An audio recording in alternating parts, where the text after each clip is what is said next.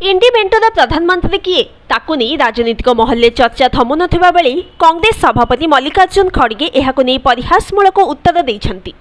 Mentor प्रधानमंत्री प्रार्थी किए बोली पचरा जिबारु खड़गे मजालिया जवाब देइछंती। बॉलीवुड सुपरस्टार अमिताभ बच्चन को द्वारा प्रस्तुत लोकप्रिय टीवी क्विज शो विषय में उल्लेख करी खड़गे कहिछंती एहा कौन बनेगा करोड़पतिर प्रश्न परि लागुछि। सिमला रे एक सांबादिक सम्मेलन में से कहिछंती जे जदि आमे सरकार गठन करिबु तेबे समस्त नेता सेमानक प्रधानमंत्री किए हेबे से संपर्क में मिलित निष्पत्ति नेबे। कांग्रेस नेतृत्वाधीन मेंटर पूर्व प्रधानमंत्री प्रार्थी प्रस्ताव न दे 2004 रु 2014 पर्यंत 10 वर्ष सरकार चलाइथिला बोली खड़गे मने पकाई दैछंती। 2004 रे कांग्रेस नेता माने सोनिया गांधी को प्रधानमंत्री करने को चाहूले किंतु से मना करि दैथिले। आम पाखरे संख्या गरिष्ठता नथिला, आम पाखरे 140 टी आसन थिला। आमे 2009 रे 209 आसन सहित क्षमता को फेरिथिलु।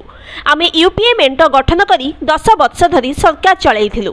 प्रधानमंत्री प्रार्थी घोषणा करिबारे विफल होइथिबारु इंडी मेंटो को टार्गेट करुथबा शासक बीजेपी को कड़ा समालोचना करी खड़गे कहिछंती बेले बेले बुद्धिमान लोक माने मध्य इतिहास भूली जांती। बीजेपी को टार्गेट करी खड़गे कहिछंती जे प्रधानमंत्री 2014 और 2019 रे अनेक बड़ प्रतिश्रुति देइथिले मध्य सेथि प्रति दृष्टि देई नाहंती। प्राकृतिक विपर्यय समय रे हिमाचल प्रदेश को से साहाय्य करि नाहंती।